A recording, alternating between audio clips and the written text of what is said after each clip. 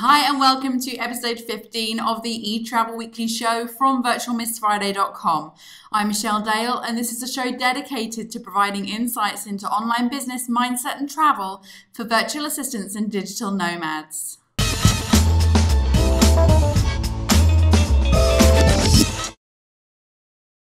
In this week's show, I answer the question, how long will it take me to earn $10,000 a month? We're going to be looking at avoiding online account lockdown when you're logging in from different countries into different accounts. We're going to be talking about the 6 better business tools, productivity tips from entrepreneurs, and the case for becoming a location rebel. So let's get started with the show.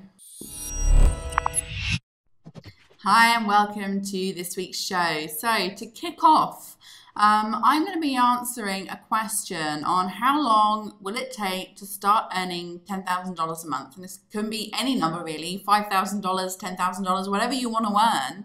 You know, a lot of the time people often say to me, you know, if I start this virtual assistant business gig, you know, how long is it going to take me to get to this amount of money? And I often think this is like, you know, when we're starting diets and we find this brand new diet that's just come out on the market and all these success stories of people who have lost weight with this diet, or even not even diets, even just healthy eating. And then people say, okay, well, if I eat like this, or if I go through this diet, how much weight will I lose every week? When will I start noticing a difference? You know, and we always want to know immediately like this, you know, how long everything is going to take. And obviously, you know, we want to know that if we're going to embark on a business venture, how long is it going to take for me to make that kind of money that I want to earn within my service business? And, you know, there really is a formula to this, just like there's a formula to losing weight. You know, a lot of people say it's calories in, calories out. A lot of people say it's just healthy eating, eat more fruits and vegetables, that type of thing. And then, you know, as a result of that, the weight will start coming off. So, like I say, there's a formula for this in terms of the amount of earning potential that you have within your business, but the formula is not as cut and dried as you would think. For example, it involves the amount of experience that you have to start with. You know, everyone starts at a different place. You may already be a virtual assistant or have sort of dabbled in personal assistance or something like that, or a project manager or a web designer. But if you're learning from scratch, obviously it's going to take a little bit longer for you to get to where those other people are already. So your experience is a big thing. Your capacity is another really big thing. Okay, the amount of hours that you have in a day, the amount of rate you can charge, whether it's a premium rate or whether it's a lower rate, which is often based on your experience as well. So what's your capacity at the moment for taking on business and how much you're going to charge and that type of thing?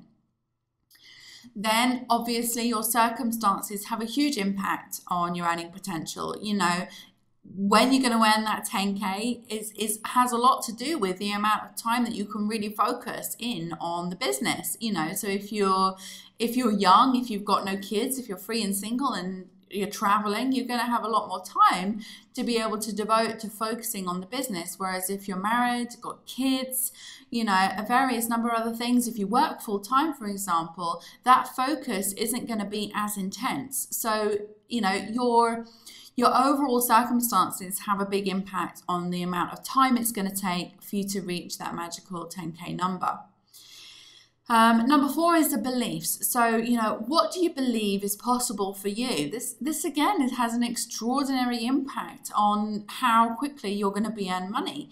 If you're saying to yourself, I really want to earn 10K a month, but you don't really truly believe that that's even possible, or you believe it's possible, but you don't think it's possible for another year, then check yourself out in another year's time and see how that belief was worked out for you. So this has another big thing to do with the amount of money and the amount of earning potential you have. And the final thing that I mentioned in the post is your health. Your health is so important. And it's not just about being healthy, it's about how you treat yourself, how you value yourself. Do you think that you're worth 10K a month? Do you think that you deserve that money? You know, And it's not just about that, it's about how you treat yourself in terms of, do you get enough sleep? Do you eat the right kinds of food? Are you getting all your vitamins and minerals? You know, how are your stress levels right now? If you're really intensely stressed, you know, it's going to take you longer to get to that magical figure, because, you know, it's all to do with this whole, you know, unit as a whole, these 5 important things, and your health is very, very important part of it. So get lots of sleep. Don't live off coffee and donuts. You know, don't drink too much alcohol. These are all real common sense things, but you need your body and your mind in focus together. And in order to do that, you have to really treat your body very, very well and take care of it. So the formula is experience plus capacity plus circumstances plus beliefs plus health equals the amount of money, or the length of the time that it's going to take you to earn the amount of money that you want to earn. So I go into it in detail in the blog post, and if you're interested in that, do check it out, because I think it will help you a lot in terms of answering this question for yourself. The next thing happening in Virtual Miss Friday is this month's visa tutorial, which is about how to avoid account lockdown when you're working online. So this is things like avoiding things like PayPal accounts being locked down if you have a team that logs in from multiple places in the world.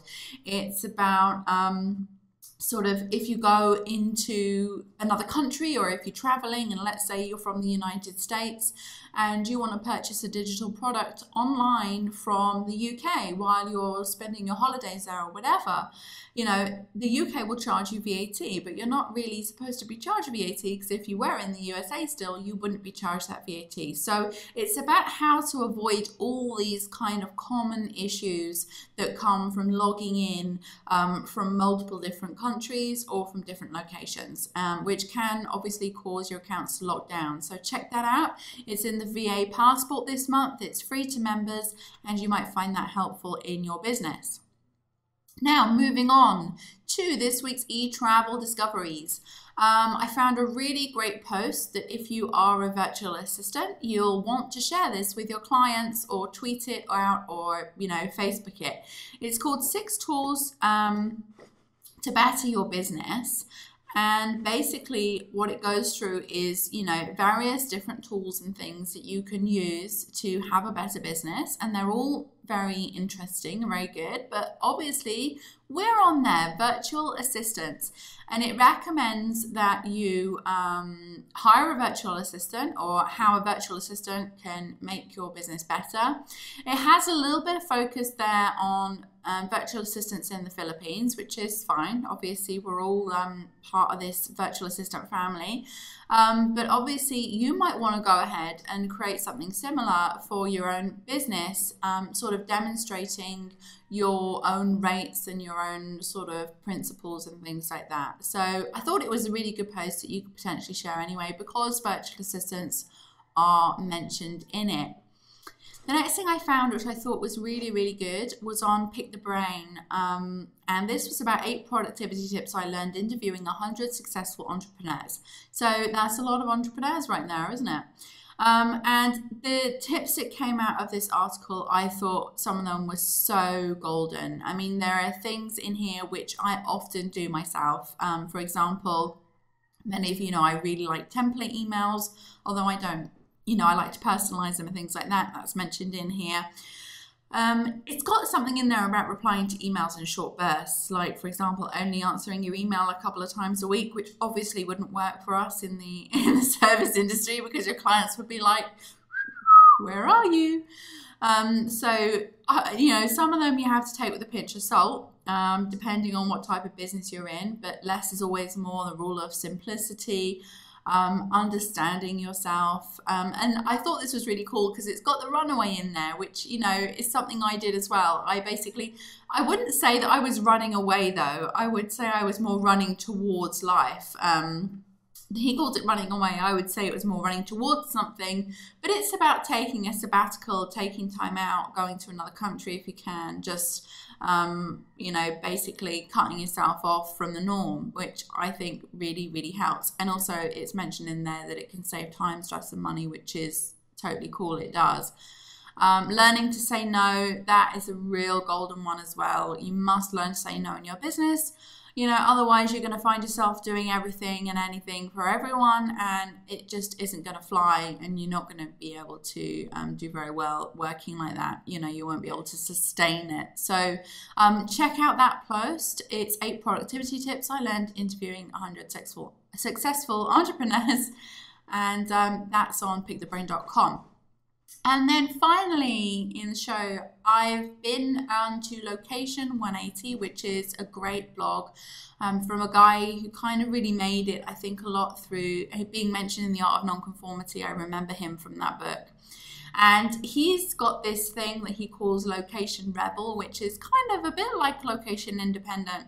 But he goes on to all these really cool and neat things that you can do if you are a location independent, which you wouldn't necessarily normally think about, like things like going to a matinee or taking a nap in the afternoon. And I think that if you're a VA and you're looking for some real motivation in your life about, hey, you know, why am I doing this? Because sometimes you will get stressed out if a client is stressed us out, or we're not just getting the business in that we need right now. Sometimes we need to take a rain check and say, okay, why am I doing this? Let's remind ourselves. So this is why I think that this blog post is a really, really great reminder of all the things that you can do if you are a virtual assistant or a location independent. And certainly I take a lot of those on board, including the nap one, which is really good. And also working long hours and enjoying it. Again, that's another fantastic one. So this is why we do it, folks. Check out that blog post. It's on Sean Ogle, I think his name's, I think you pronounce it ogle.com. And as always, the links to all these articles and all this information is inside the members area, and you can create a free account on e-travelweekly.com. So thank you for listening this week. I hope you have a fantastic week ahead, and I'll see you in the next episode. Take care. Thank you so much for listening to this show. For more eTravel Weekly episodes, you can sign up for a free digital backpack at www.e-travelweekly.com, where I post the video, audio, and newsletter, plus all the links featured inside this week's show. You can also subscribe via YouTube at michelleonyoutube.me or via iTunes at michelleonitunes.me.